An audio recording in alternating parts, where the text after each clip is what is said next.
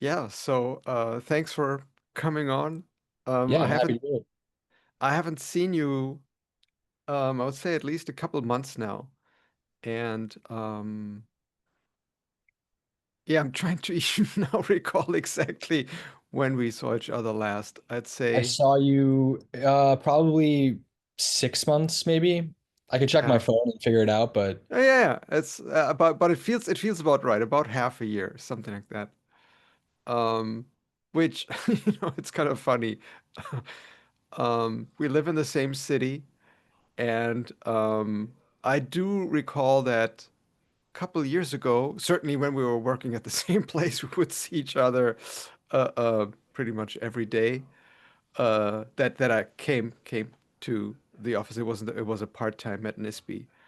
Um, but then even after that, I think there was a while when we hung out somewhat more frequently. yeah, Um, that's true. and but I don't have any feeling of the quality of friendship really kind of like changing all that much. So it's not as though I now feel uh um we're less friends. We see each other certainly less frequently. Um and so I'd already be curious, what's your experience really over the years? Has anything changed in your experience of friendship? Yeah, actually, so one of the things I was going to say to start is I haven't intentionally have not listened to your other conversations, so I want to bias my kind of understanding of where the conversation should go. So I intentionally didn't do that. So I wasn't sure if we are going to be talking more experientially, talking more like philosophically, like what is like first, like what is like what is friendship? Um, but I would say I agree with your points that we definitely did probably see each other more, well, objectively saw each other more frequently by nature of working together, and then just I think pre-COVID, I think uh the rate at which I saw people probably changed to some degree. But that's another thing. But I would just say to your other point though that I think I agree with you that I would say for the friendships that I maintain, which I mean I guess I don't once I guess once I'm friends with someone, I don't typically stop being friends with someone in my life. There's very few friends that have kind of burned out, so to speak. And for the people that are still um in my life, I would say they all have that kind of quality where it's kind of like you can uh even without being in communication, when you do speak again, it's like picking up a book where you left off, and there's kind of no sense of uh there's a sense of continuity, I think, where Yeah. it's not and there's no like feelings of like ill will or like estrangement about the fact that we haven't seen each other maybe as recently as maybe or as frequently as we would even want to. But I think the sense of ease also with those kind of friendships, I think, is something that I think about. And to, well, it's not that you specifically asked me, but to kind of provide an answer. I'm happy for this conversation to go really anywhere. I don't have a script of questions. I have some curiosities, how you do experience friendship, but also how you think about friendship, how in, and to some extent even almost where we may have differing views, because I think those are probably the pieces where I can learn the most from you and from the conversation. Um, and I very much resonated with one word that you used, which is the word ease. And as I was listening to you, really this kind of feeling of, and it's not about the predictability. So I'm really trying to sense even further into that word ease. What exactly does that mean for me in this moment of like, okay, I'm jumping on a call with someone. We've had quite a few conversations in the past. I've known you for 10 years, 11 years, something like that. Yeah, And just around that, probably 10 years. there's clearly certain things going on in my mind as I think of you. For instance, the fact that at some point I recall you telling me about an essay that you wrote while you were doing, I think, your bachelor's degree, right? And then like the conversations around that, for instance, right? And there were, other similar conversations. And so there's a kind of background feeling that I have that tells me, oh yeah, it's not that I would say I know exactly who Joe is, because there's so many aspects of your life that I have zero visibility into. But I have a kind of feeling of a character or of a quality where I feel I'm feeling at ease with that character. And that's it's just in itself a wonderful feeling to kind of have this notion of, yeah, I'll be going on a Zoom call with someone where I have that feeling. Yeah, I mean that's also, I mean, I think that's like one of the highest compliments you can pay someone too. I think that they feel not that, and I think it's important to say also that ease doesn't mean that like relationships have to be like frictionless where there's no like pushback or conflict. That's not, I don't mean ease in that sense. I mean ease that I feel like there's no, that even if that does occur, it's all in uh I wouldn't use the term safe space because I don't like that terminology, but something to that effect, I think. It's like I hope that the audience will later not think that we had this as a setup. But just a few days ago, for the first time, I had a conversation Tuesday with a colleague of mine where I used an image for the first time, and I want to check out just what you think about it. Where I told him over the last year or two, I developed an acquired taste for a bloody lip. And what I meant by that is an acquired taste of going toe to toe with someone and having this experience of being slapped proverbially with words verbally in the face a couple times, and really kind of having this feeling of like, oh yeah, that blow landed. I can slightly taste the verbal blood in my mouth. We're like, okay, I got a little bit of a beating here. But I also stood up for myself. I didn't just back down, and Can I ask a question? yeah, totally. Oh, is this like what is the context? Is this like an ethical or like is it an No, no, ethical no. tearing down? Is it intellectual? Like what's the nature of the So the situation with my colleague was where we have to get a grant that has been funded, where we are now getting the money, and we have to get the project going, and we have to get a couple of people in our organization in line to kind of make that happen.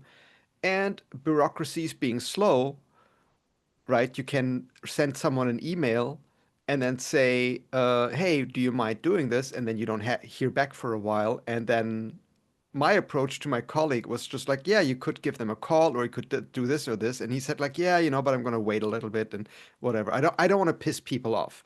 Sure. And in that context of like, and it's a trade-off, right? I'm not saying he's doing it wrong and I'm doing it right. All I'm saying is in that context, when you could potentially piss people off, you could say the wrong thing, you could overstep the line. I have acquired a taste for, yeah, let me overstep the line a little bit, or at least let me figure out where the line is. Where, yes, I could get some blowback, and not even just from the people that I reach out to, right? Because they could go to my boss and say, like, hey, Dr. So and so, don't you think like this dude is a little too cocky? It's just like he sent me the third email in a row. And I'm like, yeah, but I want to get it done. Right. And then my boss may come to me and I have a little bit of a tussle with her. And that's what I mean, right? I am willing to, it's this willingness to test out at what point am I actually offending someone. Do you consider this colleague a friend or are you using the dynamic more as a uh So I'm certainly considering my colleague as someone who I can have open conversations with. And it's that's a great question. I would say that our relationship has never fully traversed into this territory by which I think so I would say we're slightly more than colleagues, and might be even slightly be more than acquaintances. And I said this in a tweet the other day. I lack more fine-grained vocabulary to actually place people on the dimension between strangers, acquaintances, friends. And if there's only these 3 points, I'm just like, fuck it. It's like I don't know what to say. So it's difficult. I would say, somewhere between acquaintances and friends, somewhere in that range. Would I locate him squarely into the friend bucket? I almost want to have a conversation with him and ask him, because if he says like, I am friendly with Jochen, but we're not friends, I would be totally fine with that.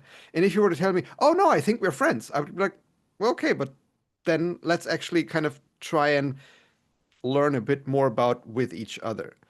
In part because, and this maybe goes back to the question of ease, would if I threw a party and it was a party for as many people as I like because someone else pays for it and they will do the venue, you're invited, Joe. Great. Absolutely invited. No questions asked. And now if I imagine that my colleague is throwing such a party, someone else pays for it, big space, am I invited? I'm not sure. And I would not be offended if I'm not, right? I want to be very clear because Hello. the Uh, no, I was just thinking about this is just more of an aside, but it is interesting sometimes where you have just thinking about the friendship taxonomy of like acquaintances, friends, close friends, whatever. But it is interesting sometimes when you have people like, for example, I don't know how well you know that coworker's situation, but for all you know, you could be like one of their favorite people and someone that that like that you're actually in their world like a significant figure and you don't actually know that. That's like it's totally sh possible. sure, one of the difficulties is he clearly is age-wise and also in his career like a little younger or junior. And so I can easily see that he might think of me in certain domains of work, in certain aspects of work as a mentor. I'm not his supervisor, but he may see me in that way, especially in aspects where he feels, oh, Jochen does things in a certain way that I really like, and I want to emulate that a bit more. I want to learn a bit from him, from this guy, whatever. And it is a bit tricky, like to what extent I would then actually feel comfortable for me to push in the direction of friendship. If he came on to me and said like, "Hey, yeah, I see you a little bit as a mentor, but I would really like to also be friends with you." Again, I would be totally open for that, but for me to kind of like initiate feels a little weird because it's not so much a power differential, but there is a little bit of like a seniority differential there. It's interesting.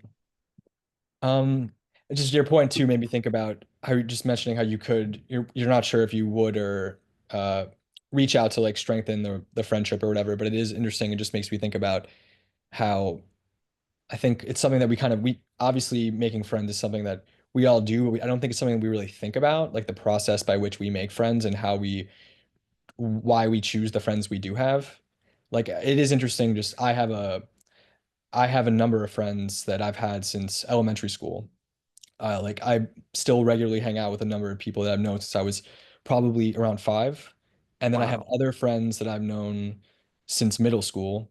And then other friends I've had since like very early high school. And then friends from college who I've now known for over 10 years. And some of those friends are integrated into my older friend group. So I have this long uh, thing with obviously different types of people and different kinds of friendships, but it is interesting the way, you know, the sense that you're just thrown together with these people, like the people that I've known since I was 5.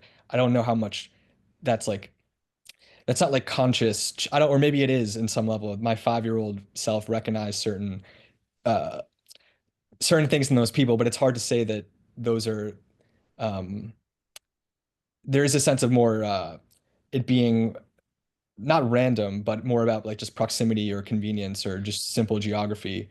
And then I think as you age, you have different, I think you seek out different kinds of friendships. And I think it's like cliche for because a lot of people say this, but you have sort of like different and I don't like this the way this sounds because it kind of sounds instrumental in some way, but I don't mean it to sound that way. But you have different friends for like not to fulfill different needs because I don't know if that's really what I mean by it, but I think different friends for like different sides of yourself or different aspects of who you are. Um, or at least I find I do, or that Yeah. seems to be the way I feel about a lot of my Yeah. friendships.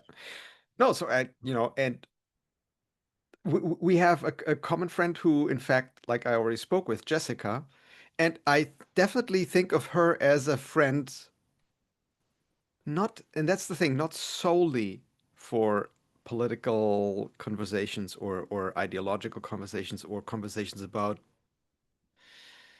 history or like, philosophy and stuff. But that is the domain in which I would say the friendship shows up the most, right? That is clearly, if I were to somehow tally all the hours where my consciousness and her consciousness were through whatever activity put in the same container because we were at the same party or we took a walk together, we traveled even together. Chang Yu, Jessica, and I, we traveled together at some point. And then if I were to take all of those hours and say, okay, what happened during those hours? What were we talking about? What was happening? Yeah, I think conversations about politics would easily be around 50% of the time. That's a lot. No, exactly. Whereas, like with other people, I might talk about who knows what I talk about, but like something else is going on, right? So clearly, I do think different friends slot into different areas of activity of some sort. Just like you may have Yeah. a bowling friend or a tennis playing friend Yeah. or I something, right? actually go bowlings on Sundays, Yeah. So, but they're with friends I knew previously. So they're not bowling specific friends, but no, it's a good point. I have a thing where I hang out with a few of my neighbors, these older gentlemen that live like on my block in Kew Gardens in Queens, and they like hang out and like smoke cigars. They're probably one of them's in his probably his like late 60s, early 70s. The other guy's in his probably early 50s. And we just like hang out together and post up and bullshit, but it's very different kind of conversation.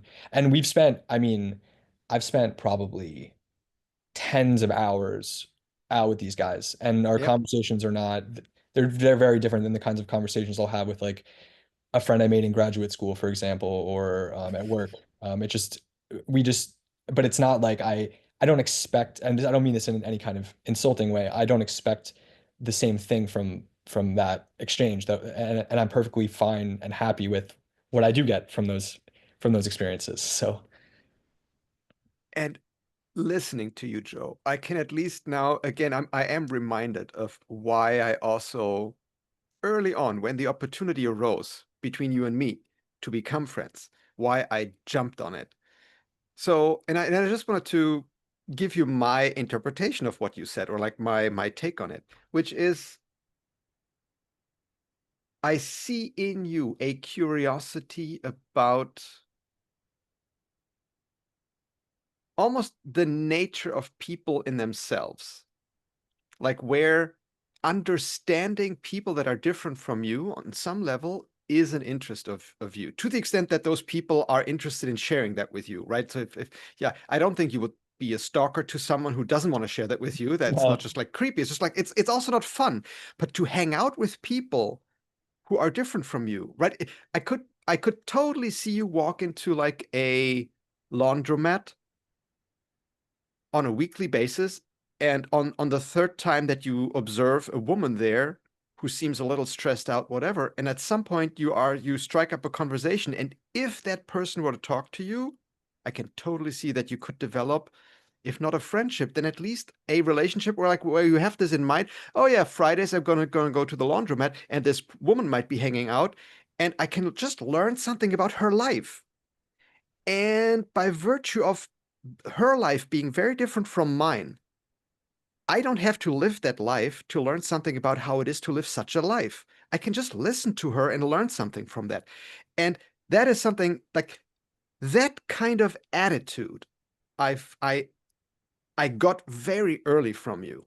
And I think that what was also what, so I hope it's okay to reveal, right? One of your sure. your your roles in the job that I got to know you was to help people who came into a very strange environment, which is like an MRI scanning suite, to get a brain scan, and to help those people acclimate and just like greet them and talk to them and whatever. And what a perfect fit I felt your character was for that kind of role, because there was just like this element of like, oh, I am interested in how you are feeling about life and how you are feeling about this circumstance, you are thrown into this room where there's a big sign on the door that says no metal. And if you take any metal in there, and people keep hammering that at you, right? If you take even the tiniest piece of metal, you might die. Or like it's this kind of super over I the actually top. just read there was a story in the news where someone I forgot what they Long had on, Island, I but think. I think Long yeah, Island, like yeah. close by. And I felt bad for the guy, like super bad. And yet I also had an element of like, sometimes you can't help people because in that piece that I read, sorry for like the detour. In the piece Oh that I no, read no. about this, right? It also said, oh yeah, these people had been in that suite three, four, five times before. So clearly, the person who walked into the room with the actual magnet must have been in that space many times, must have listened to the explanation many times, must have heard the sentence. Anything that's ferromagnetic, if you go into the room, could become a projectile because people say that to you each time when you walk into that room. You can't even avoid it. And that's what I mean. You had the role almost to do that to people and yet do it in a way where people feel not so much this is safe, but at least it's okay to be here and I can work with this and I'm gonna, because there is someone I can talk to. And the difference that that makes to have someone in a space who offers themselves to you is like, oh, it's almost like having your personal AI assistant who will just be there and just like I want to help you. I'm interested in what your experience is and I want to help you. And that is kind of the attitude that I got from you very early on. And it's just like, okay, this is going to be an interesting person to talk to because you probably get to talk to lots of people. And I assume that your life philosophy, as a consequence, is probably much more, I wouldn't say complete, but it has probably way more angles of perspective than for people who don't do that. And that was one of the things that clearly attracted me to you. Yeah, thanks. That's very flattering to hear. And also it's I think it's I mean, one of the reasons I took that job was getting to be exposed to you know, different kinds of patient populations as opposed to one if I would have worked for one research lab, but also just the constant churn of people in and out, the research assistants, the professors, the and as you know, it was me and Matt, shout out Matt Riddle, wherever he is right now. Uh, in that space, and that was kind of like our place to I mean, we were the supervisors down there, so for all intents and purposes that was our space. And I really, some of the best parts of that job were just being able to interact with people and talk to them in between, the patients, of course, and hearing their stories and their experiences, and then all the people that were just coming in between. And there'd be people down there for two-hour scans at a time, and they have to kill the time when they're not doing tasks, and you're just kind of hearing about their lives and learning about everyone. And I really enjoy that. I think you're right that that's something that I am just, I think, whatever that means, like innately just curious about people. And I think just people are interesting. I wouldn't say it's consciously to learn from them, though. I don't know what it is exactly but it's something I've heard before. It's something that people have told me uh, that I think, and it's interesting because I think I'm pretty, I would say pretty introverted naturally, or not. I'm not super expressive emotively necessarily. It depends like on the situation, who I'm with, what I'm doing, what I'm talking about, how tired, all these other things. But I'm naturally more introverted, and um, you wouldn't necessarily think that that kind of personality uh, would be um, have the kind of I don't even know what the word is, like low level social charisma that I seem to have in actuality. Um, but I think it's something that people pick up on if you are open and you are curious and you ask them questions and you seem like it's all in good faith, and there's no ulterior motive. It's not a performance. It's like I'm literally just asking questions. I think people eventually recognize that, and I think that they're probably not used to that because enough people have made a comment about how unusual that seems to be. So that's kind of it. That's interesting because it's one of the things that I think is more I think about, this is not really related to friendship, but it's just an aside.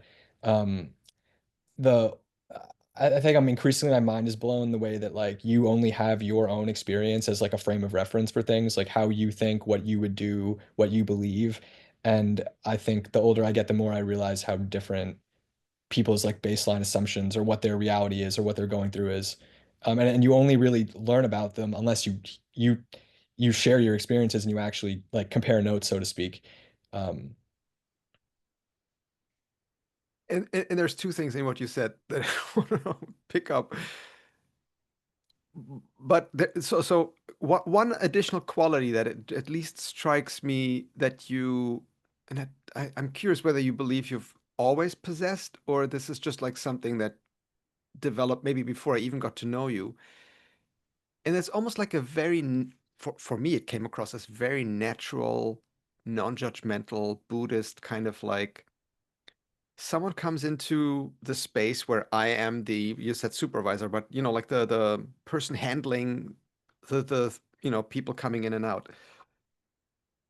And they tell me their story, but I have not a single memory of you ever turning to someone who's like, yeah, but that's wrong or that's bullshit or like that's stupid or like that's this or the other thing. Not a single one. To the extent that they would share with you something that they had done or that someone else had done, and you even had this probably the thing, yeah, I wouldn't have done that. Maybe that's the most that you would say, but not like that's the wrong thing to do or something. And so, and I assume it goes together with the ability of being curious about what people tell you. Because if you have this experience all the time that what they tell you is wrong, it probably isn't a lot of fun listening to them. And so I assume that that goes a little bit together. And then the next piece for me has then to do in this interaction.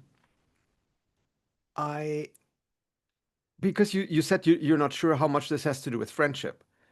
I think it has a lot to do with friendship. And so I'm curious if you have any intuition to the extent that you have friends and you know some of their other friends,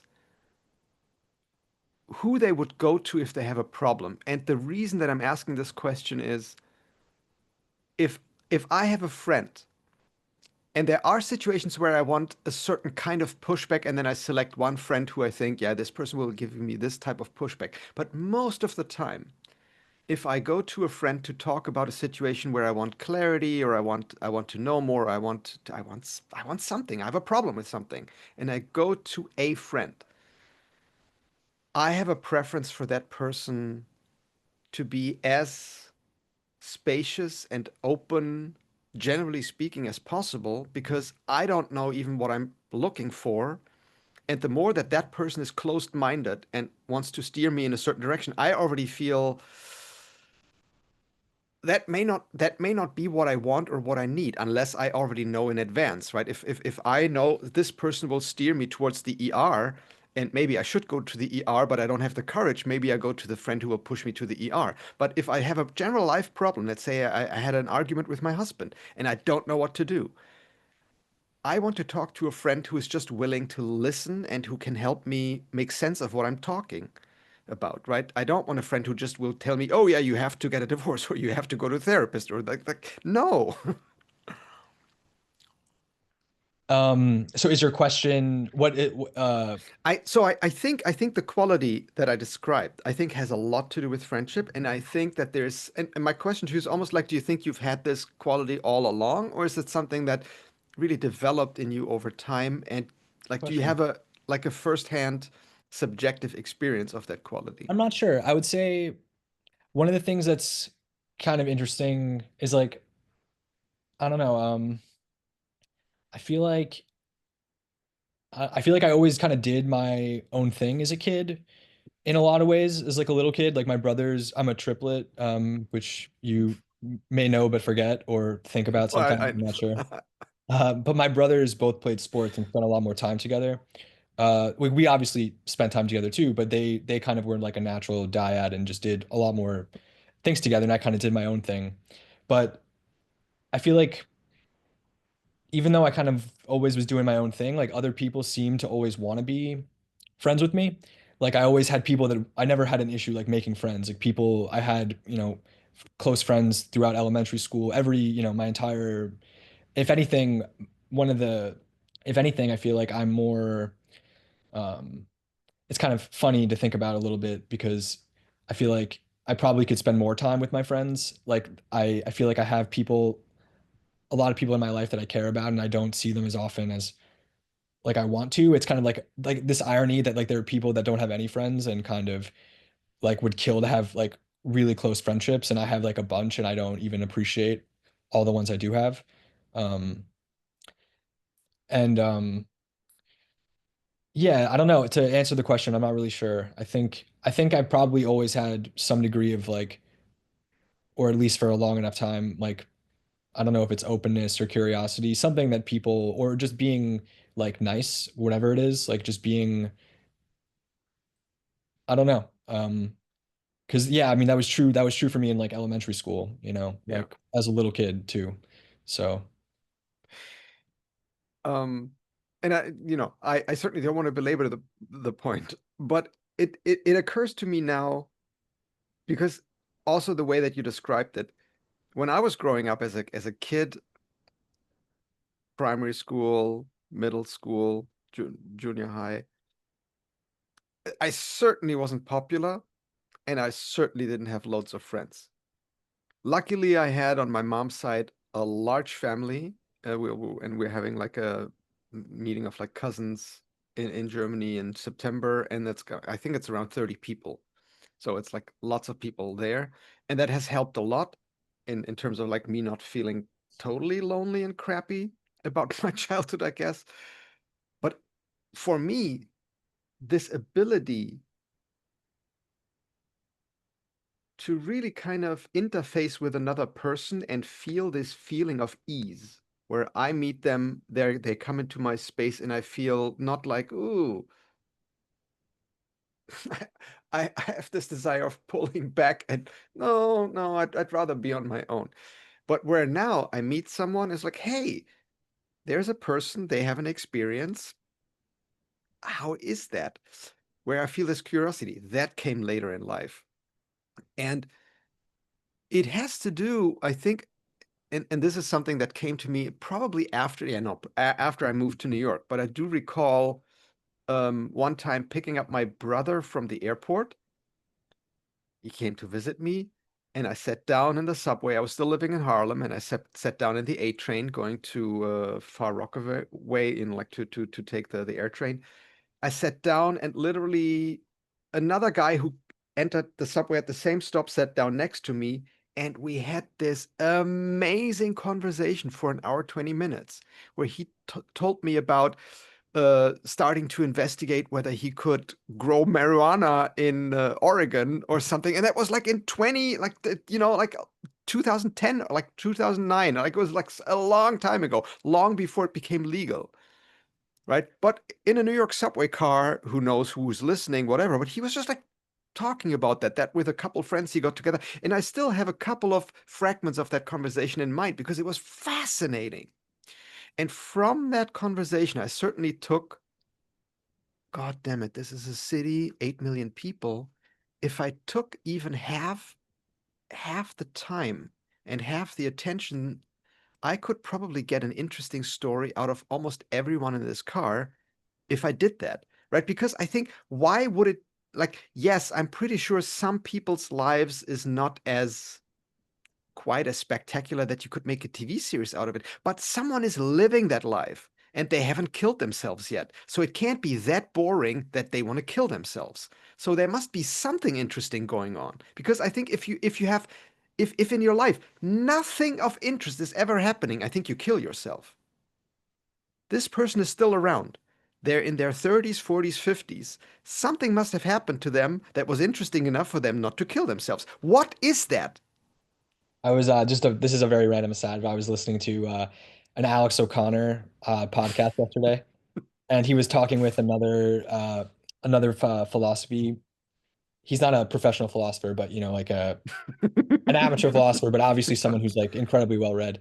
And they were talking about Nietzsche and kind of like the point someone he the point he was making was that um, he's like Nietzsche thought that uh, that like the death of God and the resulting wave of nihilism wouldn't matter to the men that would just be like, what do you mean we need a reason to live? Like, what are you talking about? Like, of course, like it's supposed to be like Yeah, self-evidently like of course there's like things of interest and like things worth living for. Like it's almost like inexplicable to expect them to just give up in the face of yeah, that. I just thought that was yeah. interesting.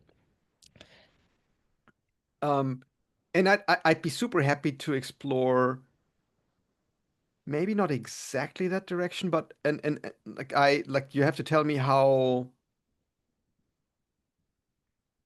interested you are talking about how potentially changing your job. I mean, before I got to know you in a academic hospital setting that was, I think, certainly ideologically, politically, with a few rare exceptions, probably much more on the left.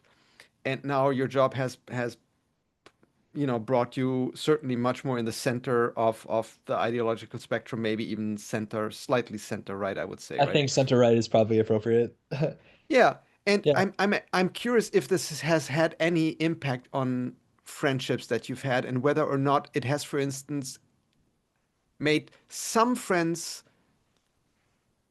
I wouldn't even say suspicious, but like maybe like less likely to share with you, let's say, certain things, but it has also maybe opened up opportunities for certain friends to have more substantial conversations with you because you now Oh. probably know things that you didn't know 5 years ago.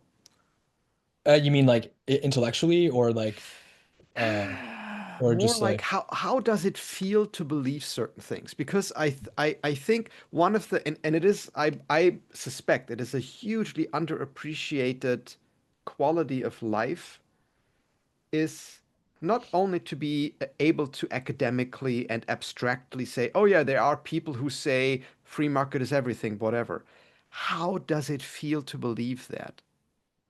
And once you believe that, what else might you believe, right? Because certain beliefs, they become available to you if you actually stand where you have to stand to believe it, right?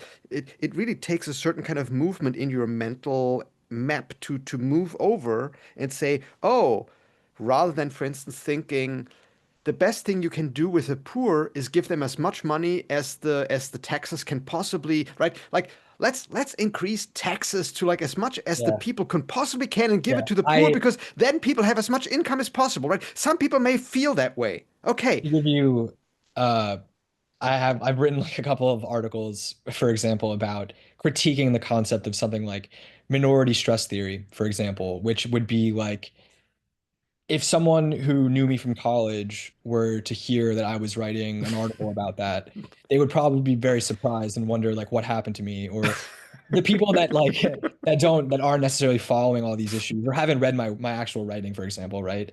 I think they would make a bunch of judgments Yeah. uh, about me, and that is kind of funny because I was thinking about how the difference between the job I had last, where it relied a lot more on just like it's not purely intellectual skills. They're very much like interpersonal and kind of organizational skills.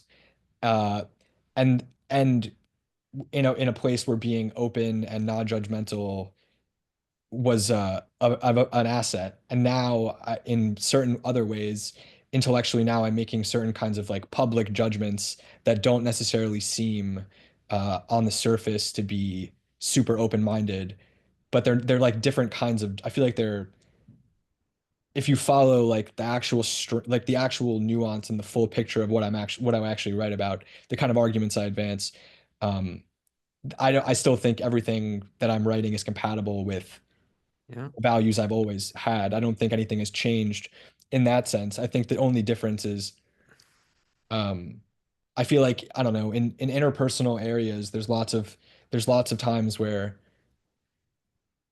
like I don't know you don't like I mean I don't like this analogy. I was gonna make an analogy but I don't actually like it.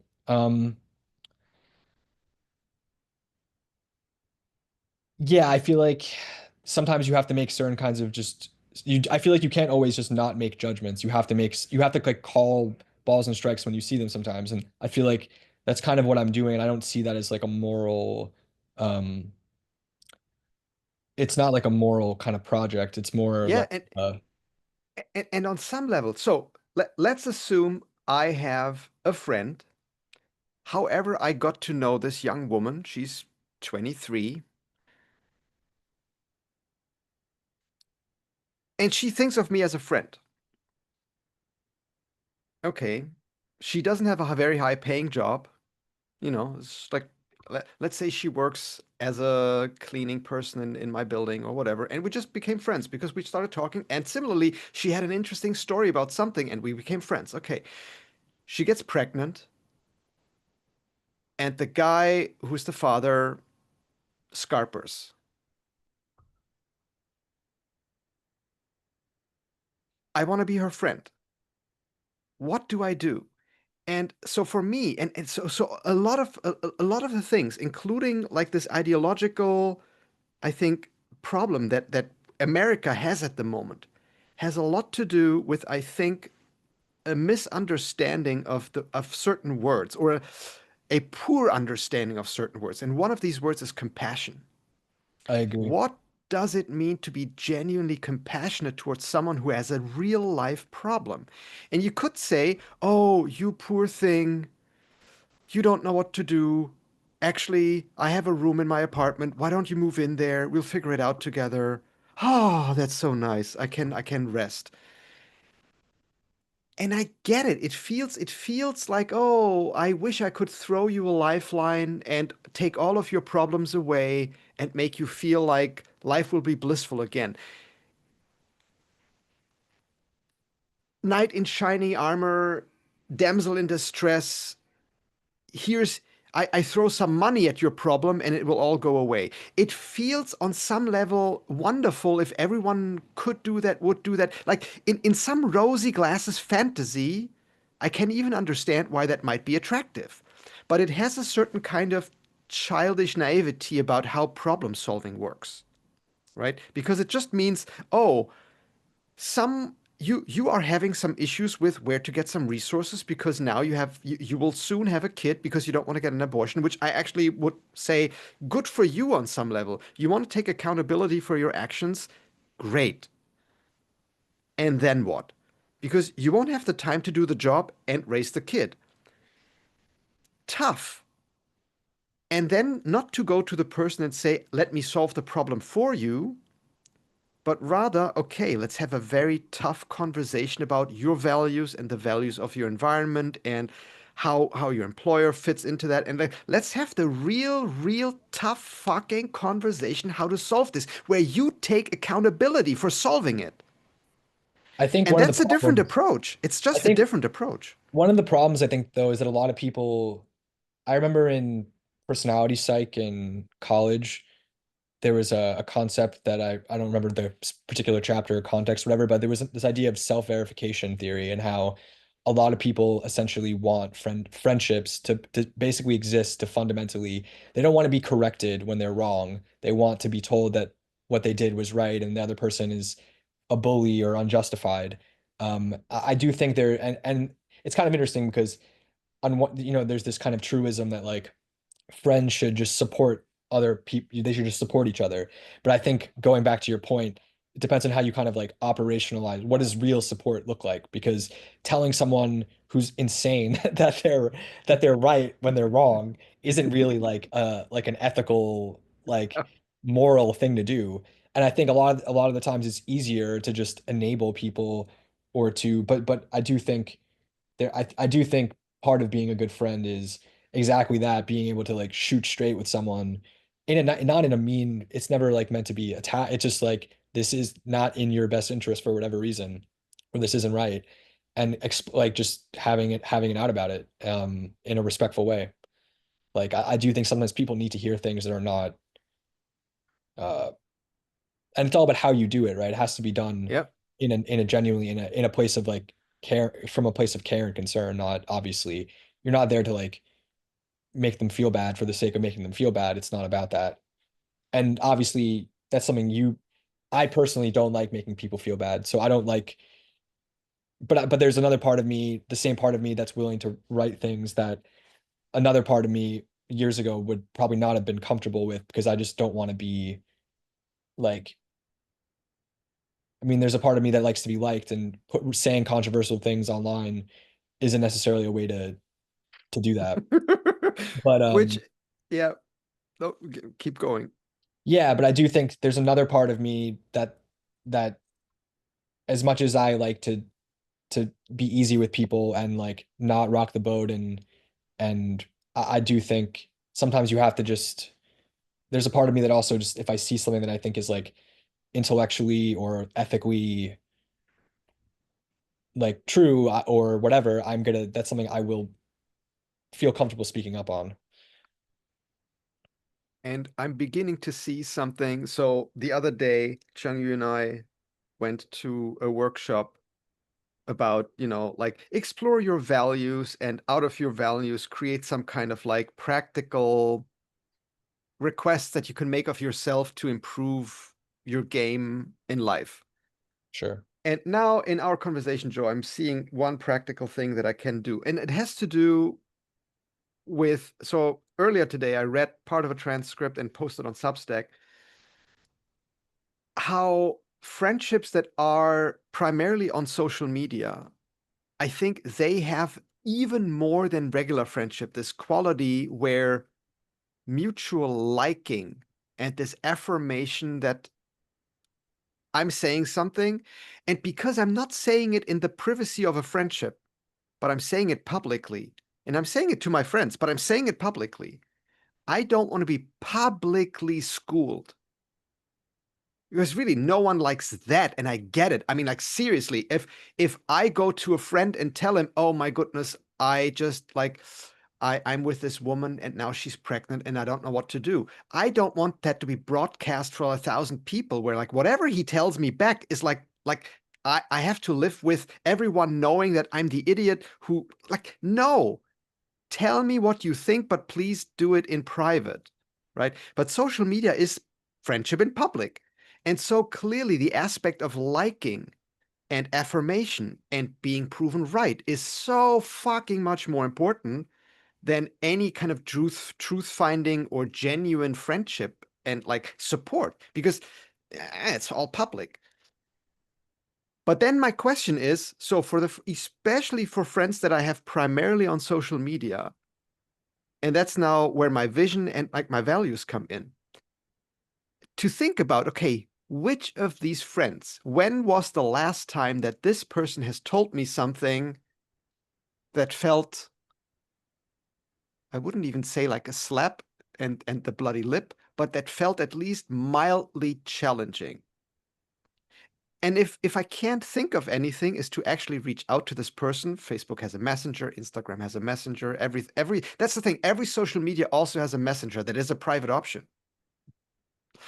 And then to go to this person and say, hey, I cannot recall you ever telling me how you might think this guy that you know, Jochen, who lives in Manhattan, could live a better life. Would you mind telling me one, two, three things that come to mind? Not to put me down, but to improve my game.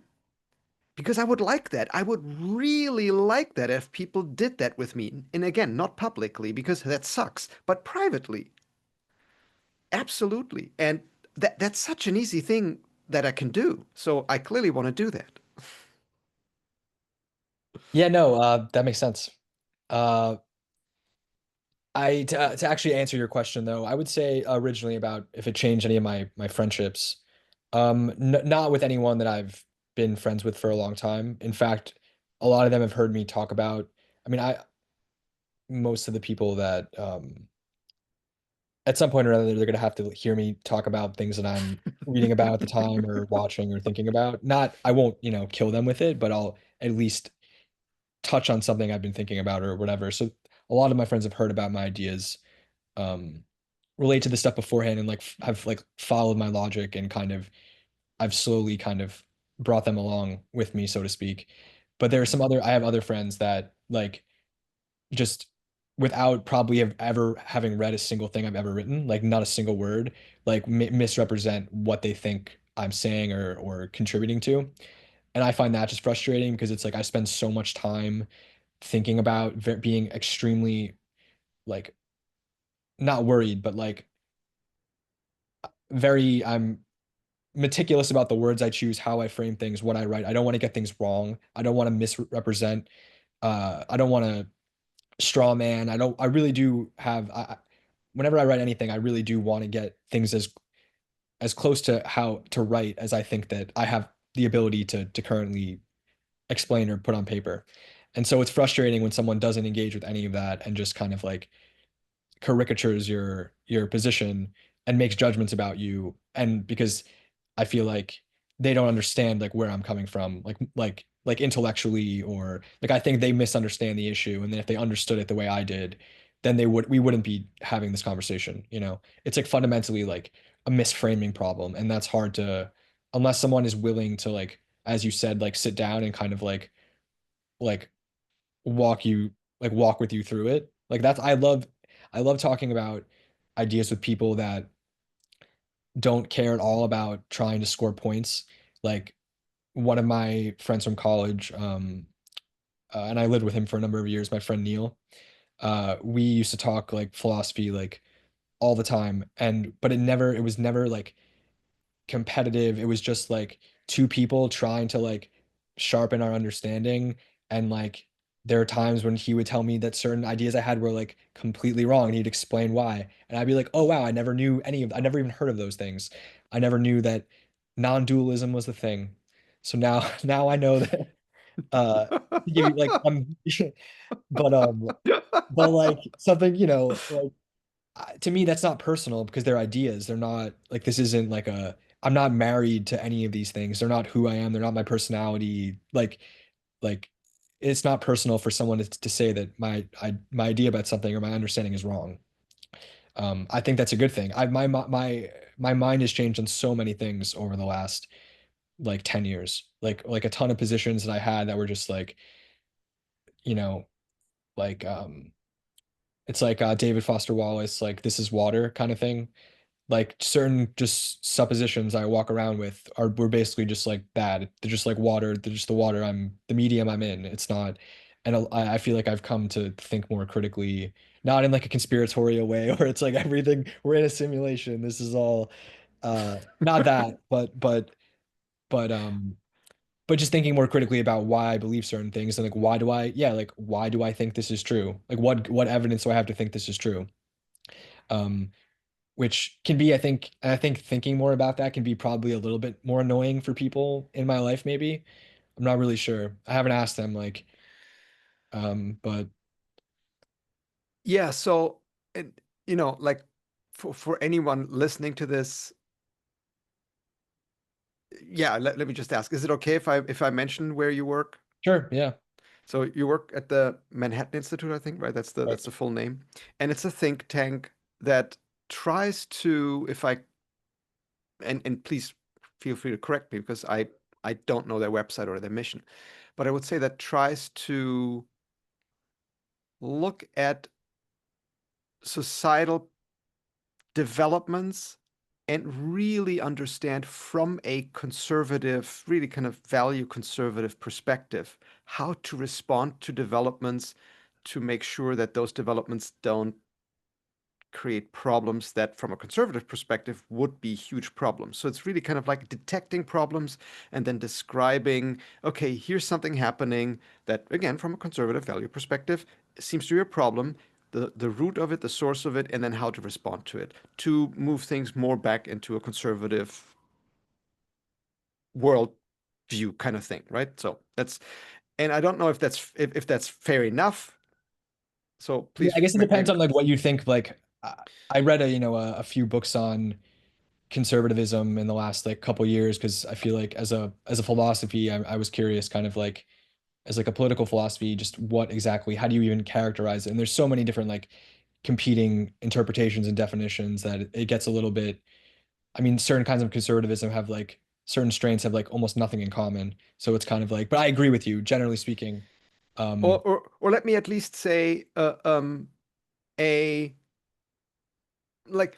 let's put a few values clearly on the table just to make the distinction. So one is, for instance, modernity is better than postmodernity. This kind of like all value systems are equal and they're equally shit. So let's just like forget all of them and just like nothing is real or nothing is true. We can never ascertain the truth. But more like no, certain things are better than others, and there's a method of discovering them. And so like modernity, science, technology, but like underneath it all is still something that is much more important. That might be something like family and a kind of civic mindedness, a kind of really understanding that there are certain principles that allow people to work together and that is real, that there are real principles that allow people to work together. They are discoverable and describable, and no matter what some people say, certain things are more real than others. And for instance, if from a conservative perspective, they might then say, yeah, biological sex is real. For crying out loud, right? So there are just like certain positions that are so obviously true that if you try to like say no, they're not. Okay, it's just like then you're not a conservative. Just almost by definition, because okay, and that doesn't make what you say wrong. So that's it's I wouldn't even say that a conservative would say that. It just means you're not conservative. Right? You cannot be a conservative while holding certain positions as true. And now I think one of the difficulties that I see that people are having, and maybe that's the friends that you described as, oh, they might read something that you've written, and then they would almost twist that in their mind into Oh no, something I don't else, think they've ever read anything I've written. I or think they that hear they hear where you they just work know and they where I work and what I yeah. do. They don't know anything. And I They've think never, what is happening for people is that they have an experience, and that's the thing, I have compassion for that experience. I don't think that it makes the people right, or that it kind of is makes what they are doing smart or good, but I have compassion for it, just as I would have compassion for a drug addict. If I look at the reality, for instance, of sex, humans appear primarily 99.95% of humans, or even more, as this dimorphic configuration. And one half of that pair, for instance, carries the risk of childbirth. That's fucking unfair. yeah. Seriously. Like, it is fucking unfair. What universe? What the fuck? Like, what were you thinking, universe? Right? So I can be really morally outraged about the unfairness of it, and yet accept that it is real. Right? And so I think part of the problem that we're having is that some people say, oh, it is so unfair. We just have to we have to rectify that. The fact that the universe fucked us up, we have to change that. So like, no, actually there shouldn't be a different moral hazard for men and women. It should all be equal. Men and women should the same moral hazard in life. And I can understand, and I even, to a large extent, I even support the desire to make it more equal, and I can support the some people really thinking hard about how to make this more equal.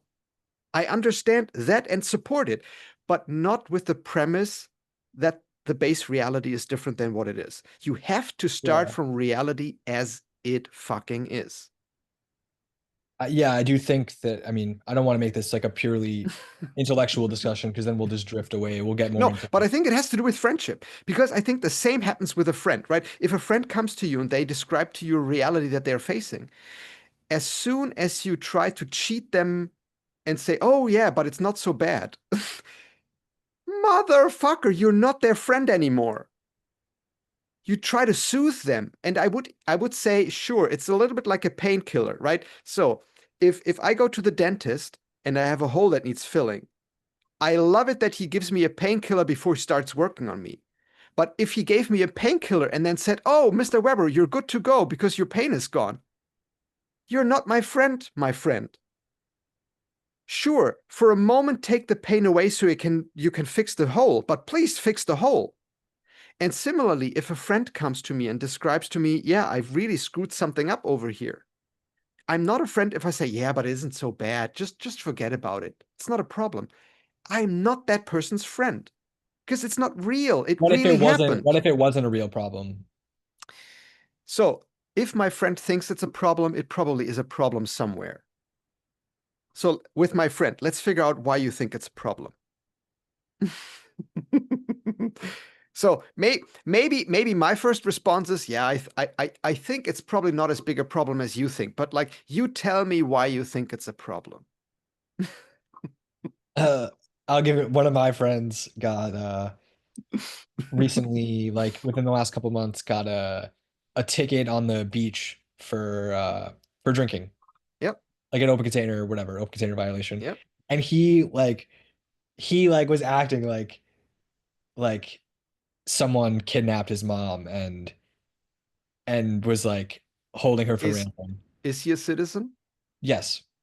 Good for him. Because no, He's a seriously, citizen with I, a no record, no. nothing. All I'm saying is just a few 3 months ago, the Trump administration, however else I may think or feel about them, they did this where people who are here on an OPT with a SEVIS record had their visa canceled if they had anything on their record at all.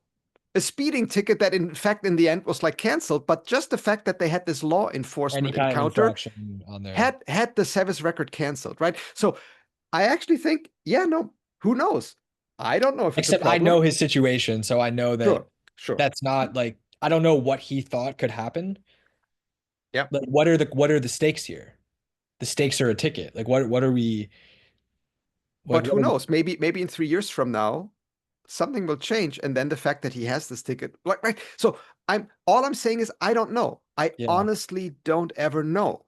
All I can tell you from everything that I do know, it doesn't appear to me a problem, right? But that doesn't mean it isn't a problem. All I can tell you is I don't think of it as a problem. All I meant, we all said like, yo, that's really unfortunate, man. That sucks. Yeah. Like that's really annoying. Yep. Because it Yep. happened to me. I got a ticket for open Yeah. container on the beach like Yeah. 5 years ago. Yep. Um, the only ticket I've ever gotten. Like it happens sometimes. And then the people next to us on the beach gave us a bottle of Bacardi because they said I was the sacrificial lamb that allowed that whole area to keep partying. So um, I forgot where we were, how we got here now. No, I think really this kind of difficulty and that in your work in your new job, right? That you are not just exposed to, but asked to write about positions, and maybe even in order for you to write about them effectively, to come to hold some of them. Because I don't think that I could work for a think tank and be a heart bleeding liberal and work for a conservative think tank efficiently. Right. So I could ask, oh, I'm supposed to write about this. ChatGPT helped me write an essay, but my Yeah. heart wouldn't be in it. I would say for me, I mean, I write on one topic specifically, and I like had very strong feelings about it before I started. So for me, it was something that like the ideological alignment on that issue is there already, and there was no pressure. There's no like, you can't say these things, you have to say these things, you have to write about this, you have to write about that. So anything I put down is like pretty much like what I truly believe for the most part. Um, which I don't think I could do that. I don't think I could write things that I didn't think that I like. I don't think I could put my name on the thing if I didn't believe in what I was putting down. Yeah. Because that or I would quit I think I would quit, to be honest with you. Like A- I don't think I'm the kind of person that could do that really. And so maybe one of the questions I would have, the first question I would have for you is, do you still have a good grasp, sense among your friends? I assume that you have still friends who, let's say, disagree with your positions. Do you have a good sense where they're coming from? Yeah, of What, course. Yeah. Like their understanding of the issue. Yeah, of course. Yeah. and not just the understanding of the issue, but really kind of this, because ultimately my understanding about, take any contentious political issue, any, right? Should should should the government allow divorce? and potentially put children into the position of growing up with a damaged family? Or should the government say, like, no, short of the two people starting to kill each other, figure the fuck it out, and like, I don't give a damn. You married, you knew what you were doing because you literally promised in front of someone until death do us part. So like clearly you didn't understand what you were saying, but live with it. So that would be maybe in my opinion cruel, but that would be right something that someone could theoretically say. Now, holding that position comes with benefits and costs. And to fully understand, no matter which political position you take, it doesn't really matter. There are costs to that position. Because I think for a lot of people, that is the thing that they don't understand. That they think, oh, my position doesn't come with costs, or like I have optimized for everything, and that my beliefs Well, are I the mean, correct I ones. knew that like that for me personally, it would probably close some doors, but it would also potentially open other doors. I mean, it did open other doors objectively. So, but I also think for me, I think the problem too, and one of the things that I try to do with my writing is is to explain why it's not really a political issue, to frame it as almost as much of as a scientific problem as like a uh like it's also like kind of like a philosophical problem. Like it's like a misunderstanding. I think people's general understanding of just issues related to gender identity, things like that are radically at odds with like what I think is happening on like a sociological level. And I think explaining and shedding light on that and making it not like turning down the temperature and not framing it as a civil rights issue, which I don't think in some ways it is, but in other ways it kind of isn't. It's misframed and like specifically like I don't think access to medical transition procedures for kids is like objectively I don't think a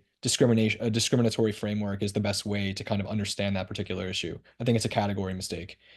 And I think explaining why it is or why it potentially could be um, is like a valuable thing to try to do because I'm convinced that that is like true. I believe that that's like a not a it's not something I've like Jedi mind tricked myself into. It's something I've like arrived at through like long like lots of like you know long and hard reflection. Like I studied uh I studied queer theory in graduate school and I read Gender Trouble by Judith Butler and I perfectly understand the tenets of queer theory and I don't mean perfectly as in I understand it absolutely everything there is to understand. I mean like I understand the main ideas. And for me, the idea that something that was explicitly framed as a social construction is then being used to kind of reify like essentially a biological category. Like I think it's like I just think it's a mistake and it's like an incoherent philosophical project. And I think that's what I believe. And I think explaining it in those terms, I think can be helpful to people. Because I also think, for example, a lot of liberals will kind of reflexively think that they frame it as the people that push back about medical care for um gender dysphoric kids, they frame it as like motivated by bigotry or hate, and they don't grapple with like the actual, medical practice reversals abroad, the kind of ideological capture and how standards of care are produced, the way medical societies kind of just uh, are willing to kind of put their stamp on things that even they are not like I don't think trying to understand and they're not basing it off evidence either. Kind of explaining that to people, I think is worthwhile, and it's something I also just find super interesting. Like it's just it kind of. But oh, sorry, to go back, the point I wanted to make is that I think if you explain to people that actually people who are naturally sympathetic to the idea of like gender nonconforming, gender nonconforming kids, um, kids who identify as queer, kids, a lot of kids who end up being ultimately gay. The fact that this project, I think it actually does is it medicalizes nonconformity And it also leads to in practice something akin to like paradoxically because you know the right is the side that's framed as converting children, but I do think you can make the counter argument that actually medicalizing kids based on a kind of new interpretation of what gender dysphoria or gender nonconformity means is its own kind of conversion project. And I think explaining that to people like that they're going back to your compassion thing, I do think their empathy is misplaced in a way that their heart's in the right place, but they don't understand what I think is the actual true nature of the problem. And then of course you have this other thing where the same people don't want to grapple with like all the other contextual information that's available. They don't want to look at like how the dysphoric population wildly and dramatically shifts starting in the early 2010s, and the patient population is entirely different. They're presenting with different kinds of symptoms. You have at the same time the rise of social media, the rise of the iPhone.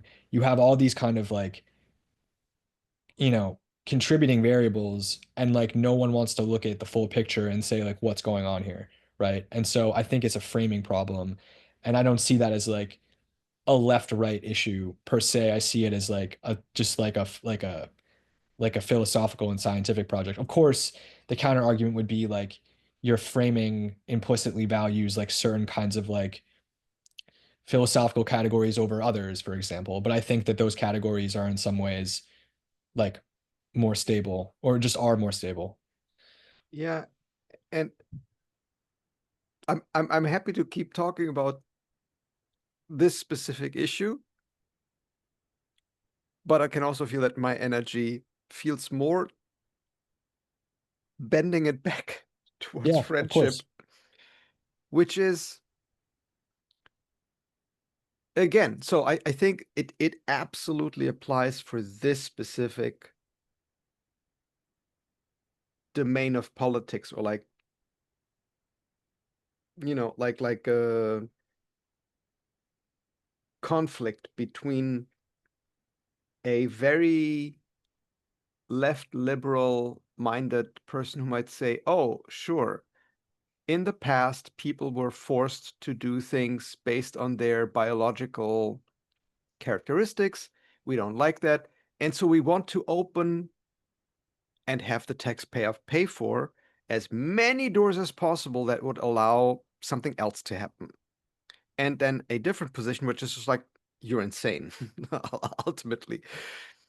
The problem that I have, and this goes back to friendship, if I have a conversation with a person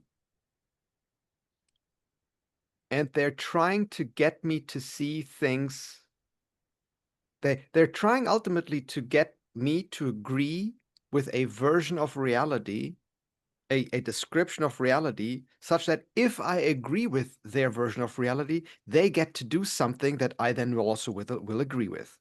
And until I don't agree with their version of reality, they don't get to do that, or at least only against my objection. Right? So they want to override my objection to something that they want to do ultimately. Sure. And now the problem that I have is that they're not honest about why they want what they claim that they want. And that is my problem. Because if someone came to me and said, like, uh, Jochen, I'm a sex addict, and I want this and this because I'm a sex addict, and I'm like, okay, then we have a certain conversation that around this. But I'm glad that you're honest about it, it's because then we can have an honest conversation. But if someone comes to me and says, oh, we need to do like the trans sex thing because like sex is not real, and what, like, you have already lost me, because the reason that you're doing it has nothing to do with science. It has nothing to do, like, none of these reasons is actually why you're doing it. You're Yeah, I doing it guess. because you're desperate about your experience around the unfairness of the universe having male and female bodies, and you're really desperate around that, and you're using you're using whatever means possible to find the exit out of that experience. And Yeah, I mean, I the wish counter argument would be that they could make is that you don't you're making a ton of assumptions about their justification and their experience and that. Sure. Then let's have a conversation around that. That's also fine. But at least my first opening response would always be, yeah, I just don't trust your motives here. Yeah, and I think that's it's on one of the only times I like I don't know. I didn't think it was I think I told you this story in person too, but I told a woman I'm friends with, one of my neighbors, I gave her my opinion about this romantic situation she was in.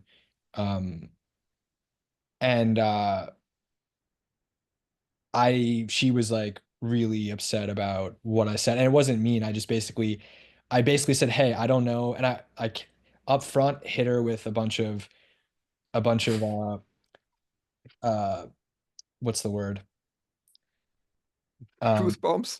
no, like disclaimers. Okay. That like I don't like this is my complete hunch, whatever. This is not, I don't know how much you've been thinking about this, what's been going on with you, like how much you've thought this through. Like, I don't take this is just like one opinion that could be completely misplaced. Like, I don't know. I was clear, like, I obviously don't know. I'm not you. I don't know what's been going on like fully in your life. I can't, say this is objectively a bad decision, but I gave her basically my thoughts on why I thought it was a bad decision. And the response I got back was like, you don't like think I make good decisions or like don't trust my judgment or whatever. And I like I get where she's coming from because implicitly, right, when you do point something out to someone like that, you are implicitly sort of suggesting that their judgment is for all intents and purposes like not optimized for their particular situation. But it's not like I definitively, please. It's not like I definitively think that means I'm right or something like that. It's more I thought this was true and I thought this was like something she might need like want to hear or need to hear. And I kind of feel like it's one of those times where I'm like, maybe that was not something I should have said. Like maybe it wasn't in like it's hard to know like because I don't it's like when will I know if I'm right? Like what over what time scale, right? Will I find out if like my hunch is correct or so but it And was meant to be just like just my 2 cents from what I know about from like what I know about her, like having known her for a couple of years and like witnessed her and listened to her describe herself and her past relationships, what I know about just people in general from living myself and seeing things unfold. Um, that was just like what my instinct said. And a lot of not they're not always right, but they're like usually like decent. So what this brings me now at least back to one of my really deep inquiries and why I think wanted to have this series of conversations and learn from them. I very, very much agree, Joe. I ultimately never know, am I right? Right? I like there's like today I may and because there's so many things that I believed 10 years ago that I 10 years ago believed were right that I've changed my mind on. How do I know that the thing that today I think is right won't change my mind on in 10 years? That like that in itself would be some kind of mental illness, I would say, if I really believed that. I will say as an aside, it's also like uh like it is kind of arrogant also in one sense to also like to have an intuition about something and just be like, yeah, like I'm probably right about this, and then like to tell someone that like your like brain blast is like, it's like kind of like I can see Well, what that would be. I, I'm happy to always say I feel today in with everything that I know and understand, I feel very strongly that this is the direction in which I would make the decision. That is to say, I would stake my well-being on that direction as being the better one. That doesn't mean it's right, but I would stake my well-being on it. If I was in that position, that is the direction in which I think I would be moving. That is the most I can say ever. And the flip side of it, I think, is that it's not like there are going to be times when I'm wrong about something and I have bad judgment and someone, it's not like it, it like you can have. no one is gonna like no one bats 1,000, right? Like it's not like it's bad to say, it's not like you're saying like you have your judgment is always bad or is bad by default. And it's another thing to be like your judgment in this particular situation might be wrong, right? Like I don't think that some if someone told me I was wrong about something, I don't think I would be like, "Hey, you know what? You must think that like my judgment's always like, always wrong or something." I don't know if I Well, naturally just assume that. for me, it would be mostly about asking the other person. So, whatever course of action you believe you will be taking in this situation, are you predicting that you will be happy with that course of action tomorrow and a week from now and a year from now? And if that answer is yes, yes, and yes, well, it's almost like by default you have to do that. Unless you can think of one with which you would be even happier. But like, you obviously have to do what, honest to God, you feel you are most satisfied with. I like, no matter what I think. What I can offer is maybe some pieces of reality that are not on your radar that might change your mind if you want to further optimize your decision making. I will not try to make the decision for you because you have to live with it. Whatever you decide, you will ultimately have to live with it. So you better optimize for how you feel about it. And one of the other tricky things is like, and I think about this too, is like when someone gets really upset about something like that, is it because they genuinely like is there an explanation? Do you take it at face value? And is it because like you're so like off the mark that like they think that their judgment is fundamentally poor? Or is it because like on some level they recognize some degree of truth in what you said and it like hits very close to home and it's like almost like too right, like too like I don't know the answer. So but it's one of those things where it's hard to know. So Um I have so at least a hunch that in Western cultures in particular, through our system of schooling, people learn to be afraid of being wrong. Because when you're wrong, you're being punished for being wrong, right? You're not, and that's funny because if I make a mistake, reality punishes me already, right? So if let's say I'm trying to peel some potatoes and I cut myself, I'm fucking bleeding. I don't need my dad to come by and hit me. And it's like I already made the mistake. It already is hurting. Why do I need the extra punishment, right?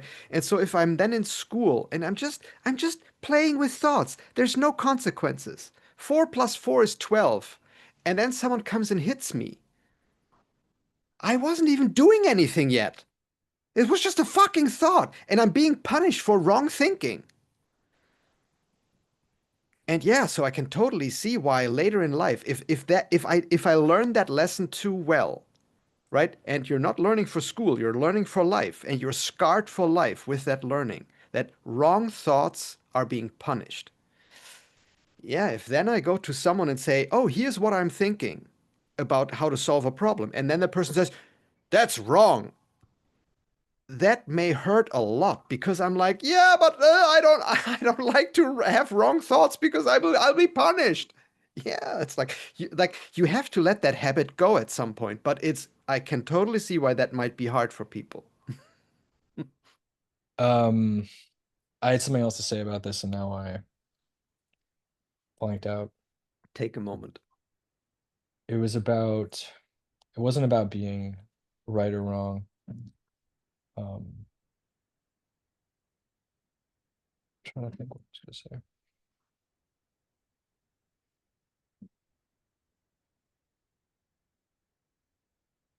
Yeah, I had a train of thought I wanted to follow, and now it's part of those things that'll probably come to me in a second. Sure. So the one piece, and I'm curious, at least in the situation you described with your neighbor, where she came to you, is if whatever you pointed out to her after the disclaimers, or if she already was upset just with the disclaimers, because I can at least also see that if someone gives me these disclaimers, I tried to cushion it because I know her and I know how sensitive she is. So I yeah, wrote like yeah. multiple paragraphs, like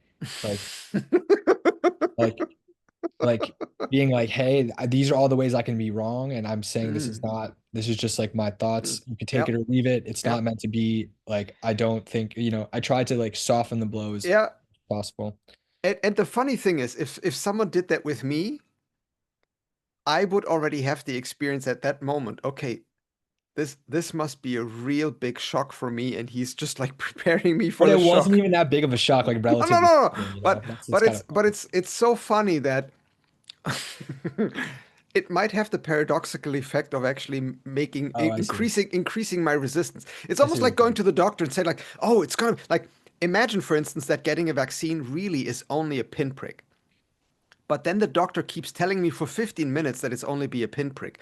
I would probably expect a hammer over the head at least because you told me for 15 minutes that it's only going to be a pinprick, right? So it's this kind of like paradoxical thing where like the more I say that it's not going to hurt, the more I'm primed to think no, but it's going to hurt real bad. Um, to go back to something you said though about getting told that like uh what was it, that wrong thoughts are bad or something like that.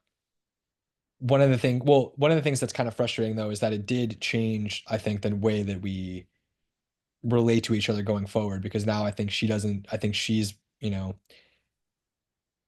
more reluctant to share Mhm. certain things, and so the dynamic is now different. And I mean that's just kind of could be something akin to like what you described as like the test of like an ease test, so to speak. Like I Mhm. think that that's kind of changed now, which is Yep. kind of funny because she's one of the people that I know that um like me precisely for that fact. So you kind of have this, it's kind of interesting now where like it went from like you're so easy to talk to like I don't necessarily feel comfortable talking to you in the same way. Mhm. And this was after years of knowing each other, so Yep. it's not like we knew each Yep. other for like 3 months or something, you know? Yep. And I still haven't experimented with this enough, in fact, at all. But other than in my mind, in hypothetical scenarios with different people. But for me, the question for the other person would roughly be, okay, I can't treat you like a person who, if I challenge you too much,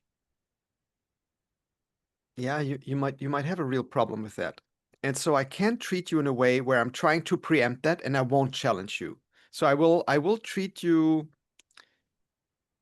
not with kid gloves, but I will treat you very carefully like a delicate object that could break. And that's how I'm going to treat you. And it might even be that now that I'm describing it that way, that might be your preference because, oh, yeah, something could break and you actually want me to treat it very carefully. But let me ask you this. Do you enjoy being a delicate object? Or would you rather be a more robust object that even if something bumps into you, you could actually take that? And if the answer to that question is yes, then let's talk about how you and I can both get there. Because here's the thing, I like, and I would tell the person, you and I, if you prefer, if you have a preference for being this delicate object, I'm not saying you're doing anything wrong at all. What I can tell you in all honesty is that I will not be as interested in a deepening friendship, in part because I can't have a deep friendship with a delicate object. I just can't grasp you hard enough. Because if I want to understand you, truly understand you, yeah, there are moments when I want to squeeze a little bit and figure out where are your pressure points.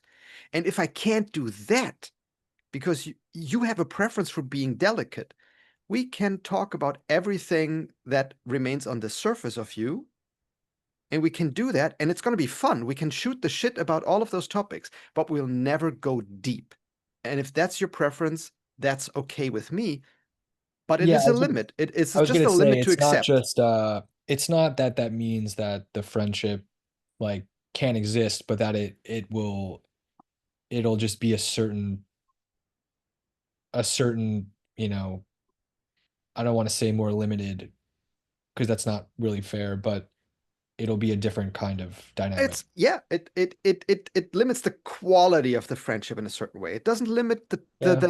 But you could the also, to play devil's advocate, there's probably a lot of people that have like super close friends that like don't necessarily go like yeah. super deep with each other too. No, I agree, right? It puts a limit on a certain dimension of quality. right? Yeah, I think if you On want the this, roughness and the robustness, you will not ever go into, let's say, a brawl with this person, unless the person triggers you, right? But you then understand, with this friend, I will not get into a heated argument just because they tell me they have a preference not to. yeah, and I mean, I'm happy with the terms of like if that's all you or all you want or can handle, then it doesn't even matter what I think anyway. It's more just like by by default, like the dynamic is going to be dictated by what they're willing to. Yeah. But I do On think that yeah, I mean, it is to me like I think one of the only I think frustrating things though is that there's this element of like people want like your insider advice when it's like convenient, and then they don't want it at other times. And I think that's kind of like it's kind of like, I don't know. That doesn't really like sit right with me. Um, and so this came out of like something, and I hadn't even considered it, but it came today out of a conversation I had with Chang Yu, I think, where we were talking about something that we had seen, where I don't exactly know what we had witnessed. But then, because as I said earlier, right? So on social media, you always have an audience, and when there is an audience, yeah, my rules of engagement, they change, right? If I engage with a person in front of other people, I will engage with that person differently than if I engage with this person one on one. sure. Yeah, of course. But even when I engage with a person one on one, I think there is a hypothetical audience. And I think for some people, it is just very, very, very difficult, maybe even impossible, neurobiologically impossible, to turn that audience off. Where they could imagine, okay, what if I become spiritually, psychologically, emotionally naked in front of the other person, and allow them to see with everything there is to see, and they just can't because they still have this experience. If this person judges me, some part of my psychology is listening in, and I will be punished by that part of my psychology later. And that is so aversive to them, they would rather not hear about it. I And don't blame how, them. I mean, I don't think anyone wants that, no, obviously. exactly, but how god awful of a state that is. That you have an inner part of your psychology that is this critical audience that makes it very hard for you to honestly engage with criticism. I mean, as an aside, like I'm very fascinated by like certain people's defenses when it comes to being to like integrating like any kind of feedback that's not just like gold stars for days. Like like even things that are like not even a big deal or like core to their sense of self. It's really interesting just how for some people you can say something it's not personal and they take it and they're like wow great and you move on, and for someone else the same feedback is like they'll even if it's completely true and they hear it all the time, they'll never integrate it into their sense of self or their self concept. And I think for those kind of people you have to just like I don't know if it's worth even I don't even know if like the project you described is like two people sitting down and like in good faith being like hey we're gonna like be honest with each other, but like I don't think I think you do need to I think have the capacity for that, and you have to want that too. Because I think there's certain people that like they think they want it or they say they want it maybe, but like they don't actually want it and they don't have the capacity to receive it anyway. Well, and I would even count myself among those people, and at least at the 100% level. And the reason is that I could guarantee you, Joe, that there's parts of my psychology or parts of my decision making domains in life where I am not fully honest with myself. That's true for I think a lot of people. But Where but I'm you saying not fully honest with yourself implies that like there's a degree of awareness there that you kind of know well, or you rather know where to pull, so to speak. Like, where I think what I meant by that is like where I have some beliefs about my choices, where my choices match those beliefs well enough for me to stick with what I believe is true about my choices, but where if I were to actually ever get into a situation, I could still surprise myself by choosing something where I would say, okay, no, that belief about myself can't possibly be right. That's what I mean, right? Where I have some more slightly positive belief about who I am or what my choices might be than what my choices actually would be if push comes to yeah, shove. and I should add that like I think to survive, I think we all need certain kinds of like I think it would be actually unhealthy if you didn't have certain kinds of positive illusions about yourself. No, and So like I don't think that like anyone could survive. I don't even know what it would mean to be like 100% self-aware, but I mean self-aware enough about like the things that like really do matter and that like other people notice, right? Things that like other people see about you. Like other because then it's like a like an epistemic and it's like a there's a functioning in the world problem, I think, that comes from other people perceiving you a certain way and your perception of that being wildly mismatched. Like I do think at some point, like it is like bad for you and the people around you and your happiness and flourishing if you can't integrate certain facts about yourself into your perspective more so than like things that like the way that we might like retroactively justify a decision and like to feel good about ourselves in some kind of way that like we kind of know that like why we like there are other reasons why we might have done it, but we tell ourselves like a good enough story about like why it happened. Like I think that's kind of different than like something that's like I mean that's important knowledge too, I think, but it's different to me than like something that like isn't just like internal knowledge about yourself, but like knowledge about yourself that like the world has, right? That like the world has knows something about you, right? and it's I now want to first apologize because as you were talking, I was listening, but then I was also somewhat distracted by really thinking of like what are some situations. And the first very large thing as a hypothetical that came to mind, if I now imagine one of my best friends came to me and said, "Oh yeah, there's this research company and it's somewhat unethical, but they wanted to help you with your friendship research, and so they came to me and said, 2 weeks ago, we installed hidden cameras in Jochen's apartment everywhere, and we cut like each time when his husband was in the area, we cut that out. But he was then like Jochen was under his supervision anyway. But here's all the times where Jochen was on his own, everything that he did over the last 2 weeks, and then my friend came to me and said like, "Oh, I reviewed this, and now I want to talk to you about all the crap that you did."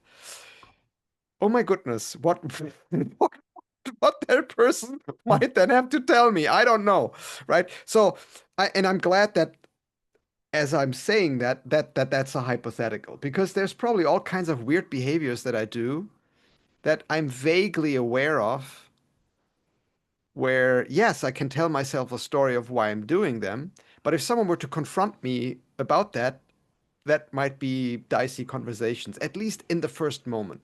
And so, right, when you said, "Oh, my project is to sit down with people and let's be 100% honest," I would say my project is more to sit down with someone and say, wherever you observe my behavior either being not good for me or not being good for other people, including obviously you,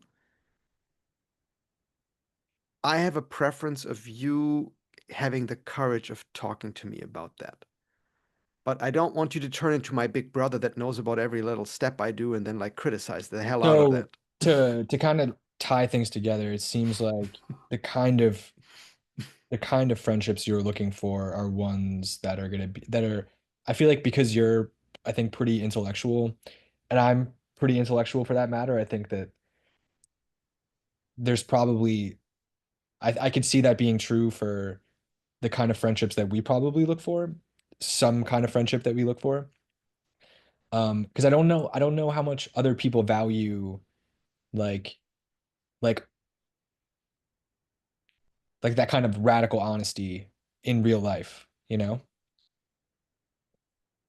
I don't know. I don't know the answer. I truly don't. Like I don't know. I think that like I think they value it in the abstract in the sense that if they were to watch a movie where two people do that with one another, they might enjoy that movie. yeah, and to be fair, I'm guilty of that too because they're I don't always feel comfortable sharing like certain things about myself or what I'm experiencing or like and so it's kind of like I know how hard it is to like to admit certain things about yourself or to like I know that's and like what it like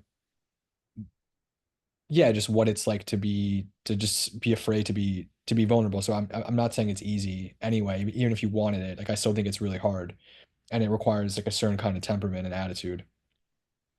Um, but I think that that's a good I think that if you it depends on like that's why I was curious about like what you thought friendship was for or Mm. kind of what you thought because I think that's like what you think like what you think the purpose of friendship is will, you know, determine kind of like the kind of friends you have and like what you inherently value in them, right?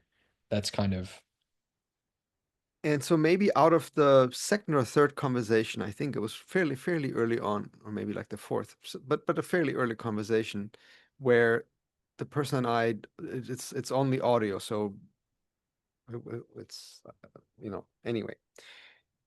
We used an image that she came up with, or she brought to the conversation, which turned out into this friendship plant.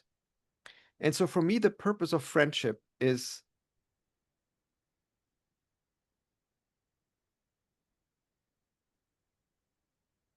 on a felt sense, I feel, and really almost objectively, if I look back, if I could take already like a 40 years in the future and I look back on my life and were to just like try to objectively describe what happened, the friendship made my life better, right? Where I really feel having this person at my side made my life a better life, and it made a better life for the other person, and there was something in between us that really you could describe as an entity that had a life of its own that also was doing pretty well.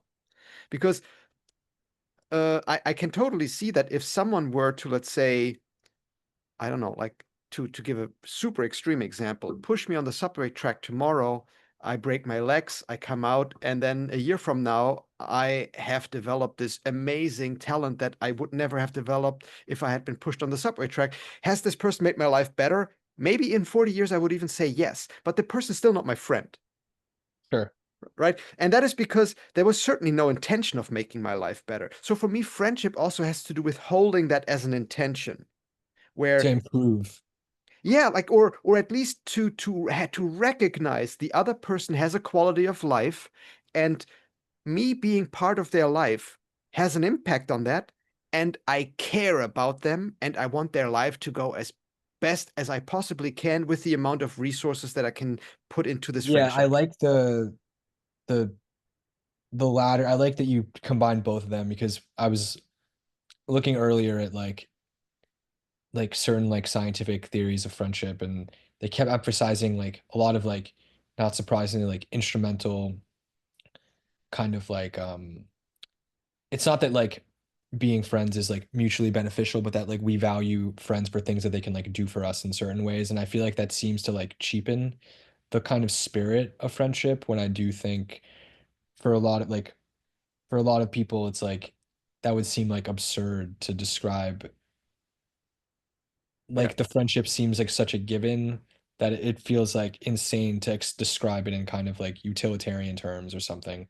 But I think that that's kind of like resolved the way you described it by like the concern for them for like the other like and wanting to improve their life is kind of like what makes it not instrumental. Like there's like this and it's not like reciprocal because I don't think it's like reciprocal. I don't think it's appropriate and because I don't think it's I think it's like it might be like superficially reciprocal, but I think like usually it's like freely given both ways, I think in a real friendship.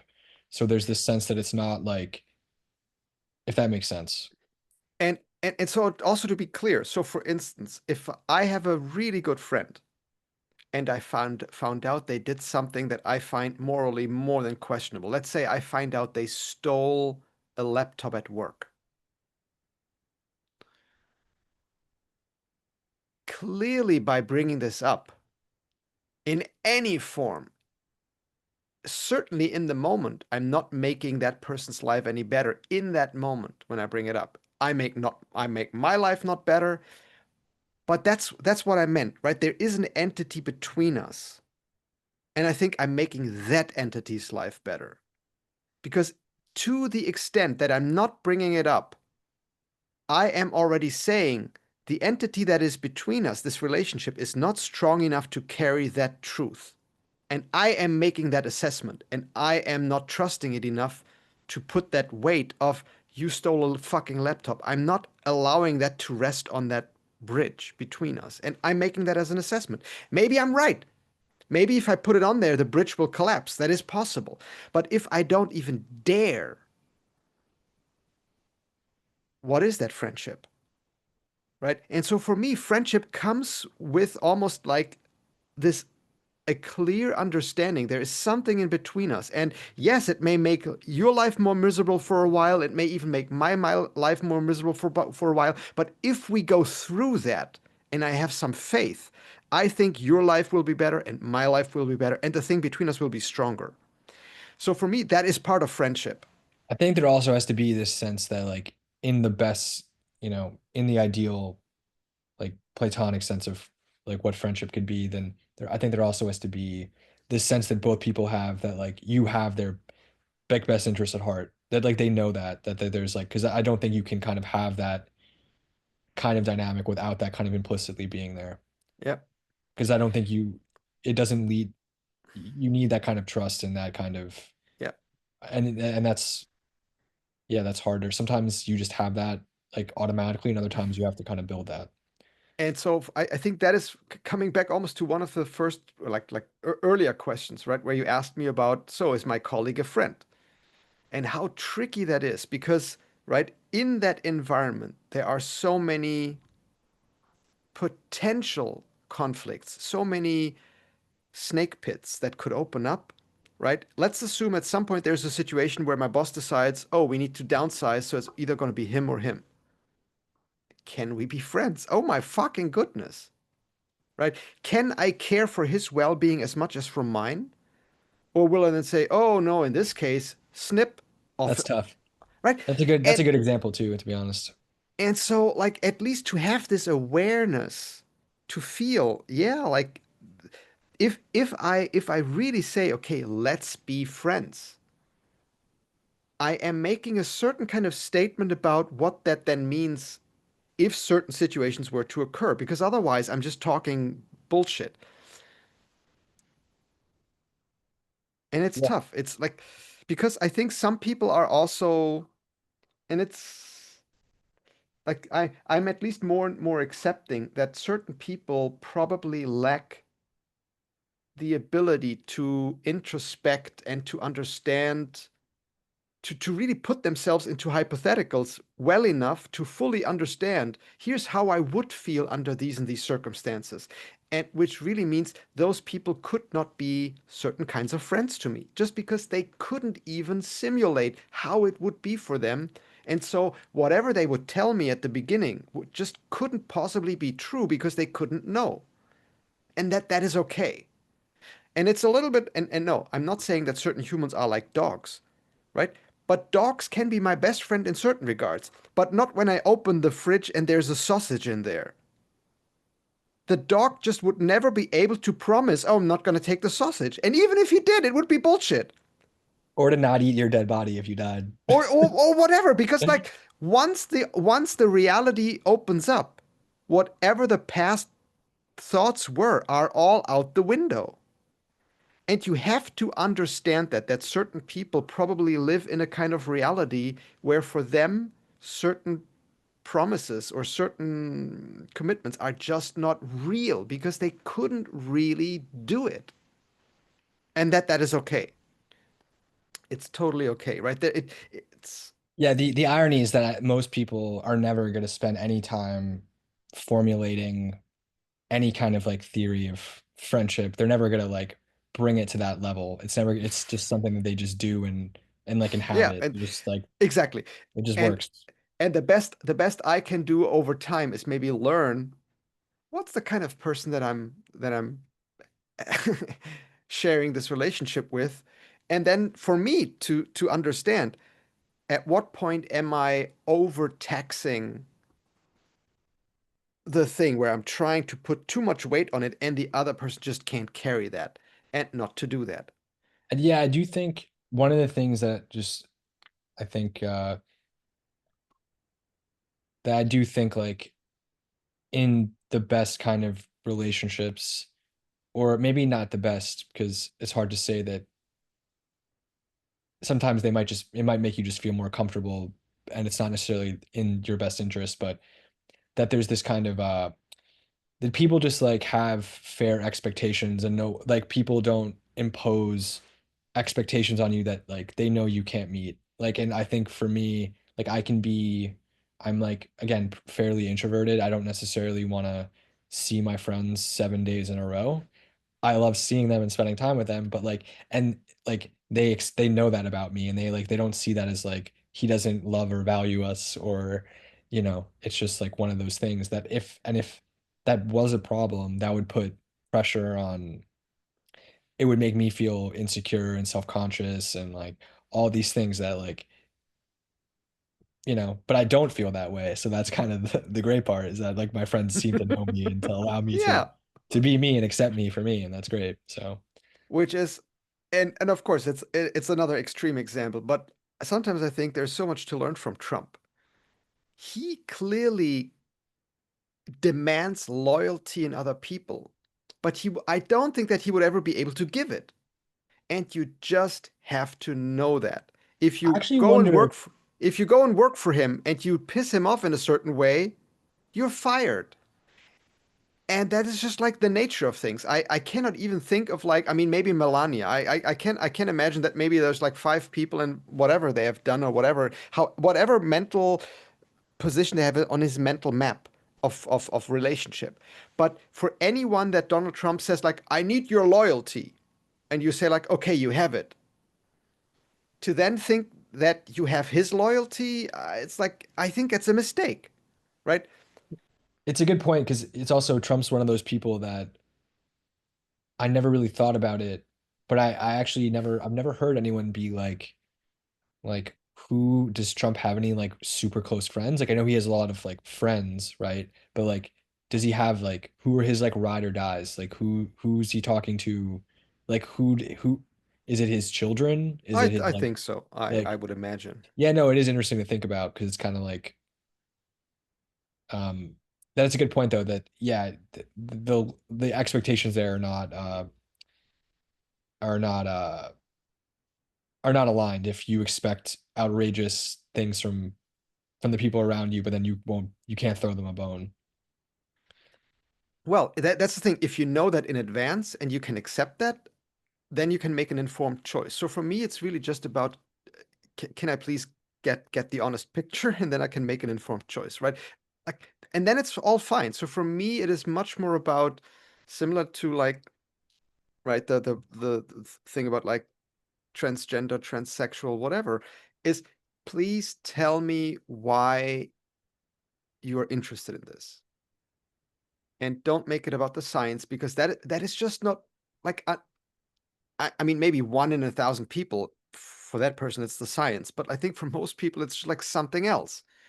Tell me about that. Are you asking why I'm interested in it? No, no, not you, but like, and similarly, I just want an honest answer why people want something Oh, and you're how asking much they're rhetorically, like why do you care exactly. about what you care about? Exactly. And once I understand that, and I really have this sense that, yes, you've been honest about that, then I can make a certain commitment about, okay, here's how I think this relationship, I'm how much I'm willing to structure and support this relationship and whatever not. And of course, as you said, for most people, that never becomes an explicit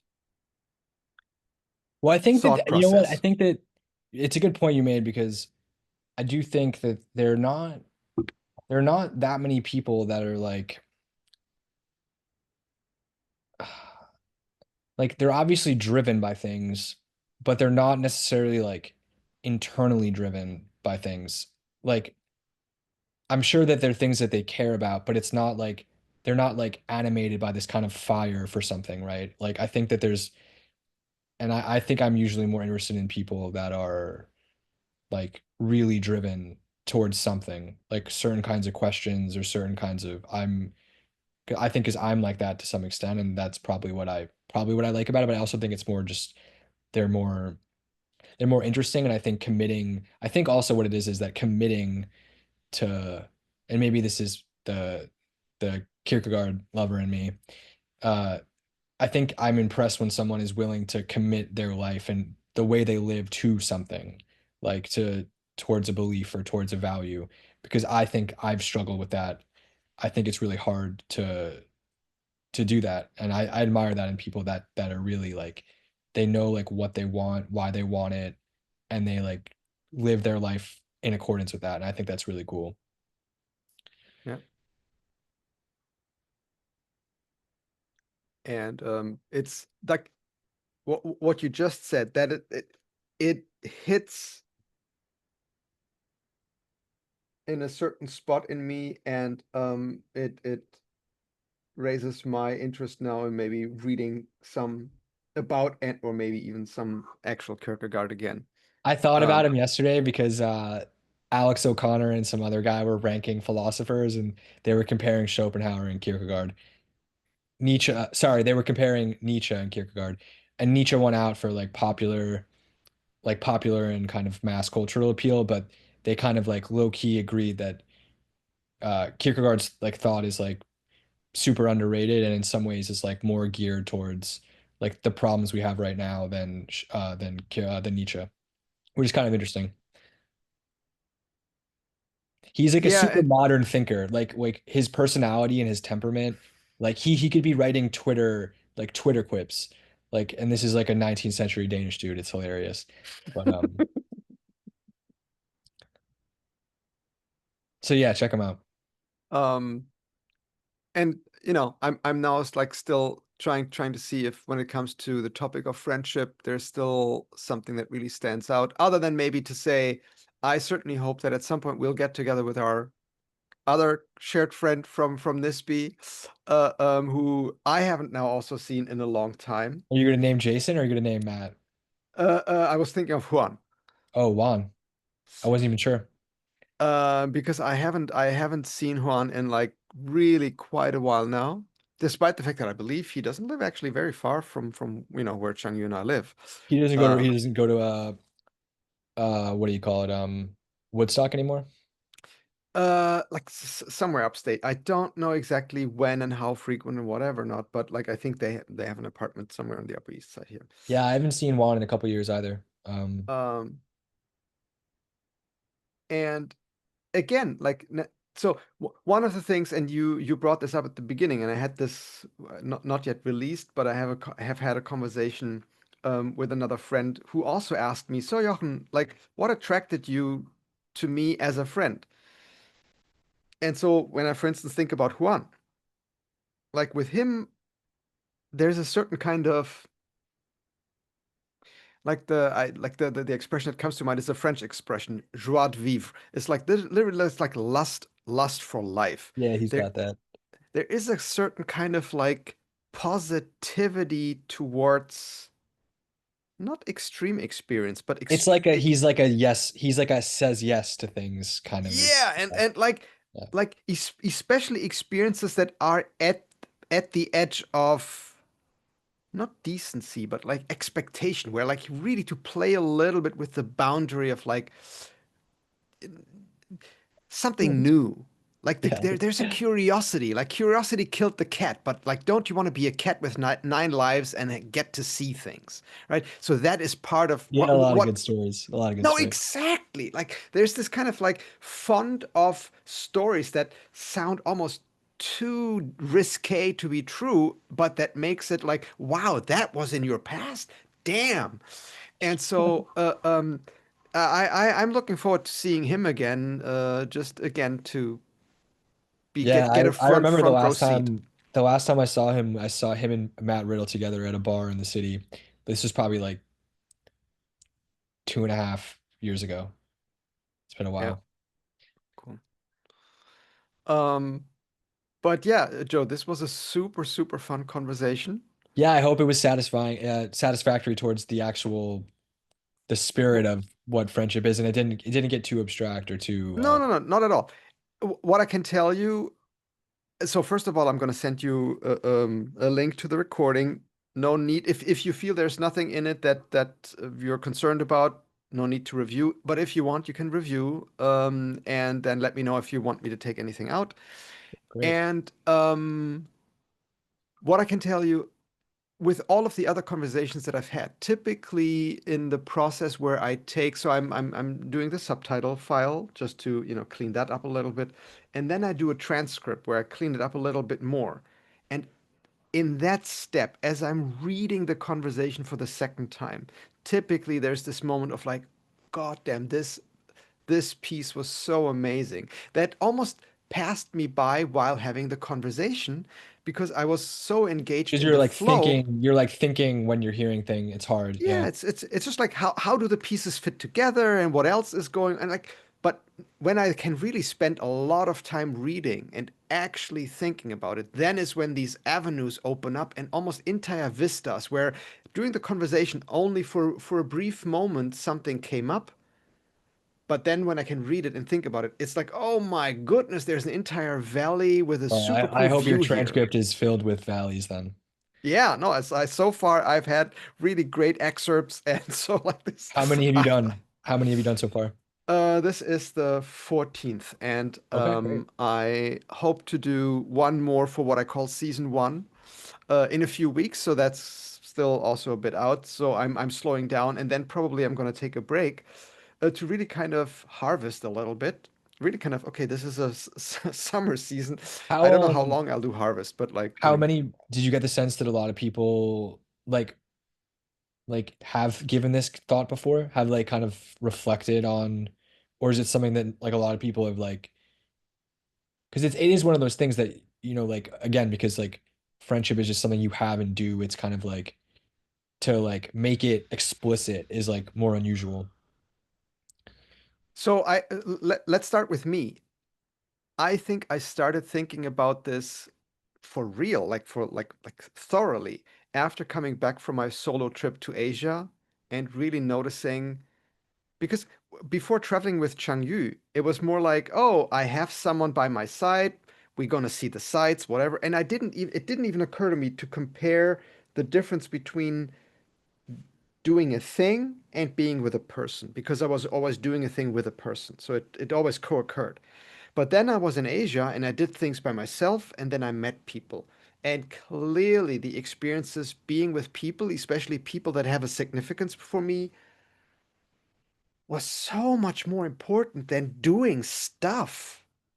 And I was like, okay, this is real. I really care about the relationship that I have with people way more than anything else. And I wanted to figure out what is that? Why do I care about this? What does it give me? And this is how I came up with this topic. So even if you had asked me 5 months ago, I would have been like, oh yeah, France is cool, but like, what are you talking about?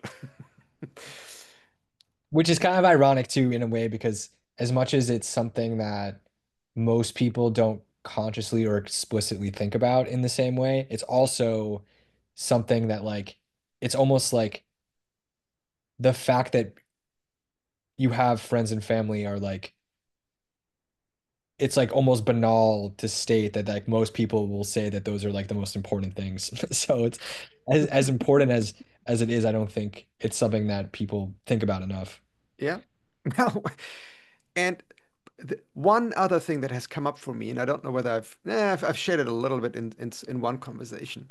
So as much as I think at the moment we're talking about this and I'm learning I'm trying to discern abstract principles. It's a little bit like observing people ride bikes and riding a bike myself, and at some point understanding the faster the wheels turn, the less likely it is that I will fall over. What is going on here? Oh, there's angular momentum, and angular momentum stabilizes an object. But understanding that doesn't help me ride a bike. Yeah. At least not on a practical level, right? It may help me understand, oh, there's a boundary condition, and if I get slower than 3 miles an hour, motherfucker, I'll be in trouble, right? So I think I can learn something from it. But the practical thing of having a friendship is very little impacted, I think, by the principles I discover. What I think I can tell people is, That's oh, true. you are having trouble with a friendship. Let's talk about it, and I think I can figure out which principle is violated. Right? So I think it is helpful in diagnosing, but it is not help it just as in disease. Understanding medicine doesn't help you lead a healthy life. It helps you treat a disease. Right? And so similarly, I don't think I can necessarily tell people how to improve their friendships, but I can tell you, oh, if you get into this situation, that might be the thing that you want to look at. Yeah, that's interesting. Yeah, it's something that I feel like, yeah, it's fascinating because it's something that, yeah, I don't want to say anymore. I'm just gonna stop. I'm just gonna stop myself before I do it. So, Uh, cool. all right, well, great talking to you, and Yeah. let's get together soon. Yeah, let's at some point renew our friendship with like an actual outing where we have drinks and food together. Let's try to get Juan too if we can get him together. Because Absolutely. I love hanging out with Juan too. I used to love drinking with you guys after work. So, Cool.